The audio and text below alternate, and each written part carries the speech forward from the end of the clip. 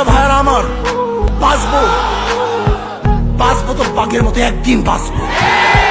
ওই শ্রীকালের মতো হাজার বছর বেঁচে থাকার কোনো আশা আমাদের নাই। আমরা বাঁচতে চাই না, আমরা মরতে চাই। দেশের মাথা উঁচু করতে চাই, স্বাধীনতা রক্ষা করতে চাই, বাংলাদেশের সম্পদ রক্ষা করতে চাই, এদেশের সমস্ত মানুষের জীবন মালকে এবং তাদের অধিকারকে রক্ষা করতে চাই।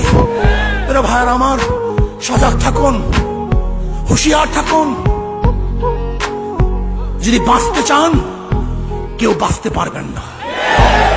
যেরকম পিপিলিকা জোয়ার বা পানি আসলে সবাই একত্রিত হয়ে যায়, ঘুরতে থাকে, একবার নিচে যায় আর একবার উপরে ওঠে।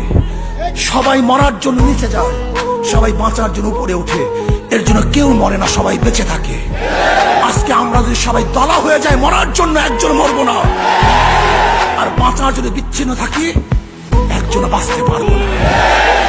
দেশকে রক্ষা করতে হবে, এই সর্বমূর্তি অক্ষুণ্ণ রাখতে হবে, এই লাল সবুজ পতাকাকে সম্মান মর্যাদাকে বুলন্দ করতে হবে, উঁচা করতে হবে। আজকে মুসলমানদের বিরুদ্ধে যে ষড়যন্ত্র চলতেছে, এই সমস্ত ষড়যন্ত্রকে রুখে দিতে হবে।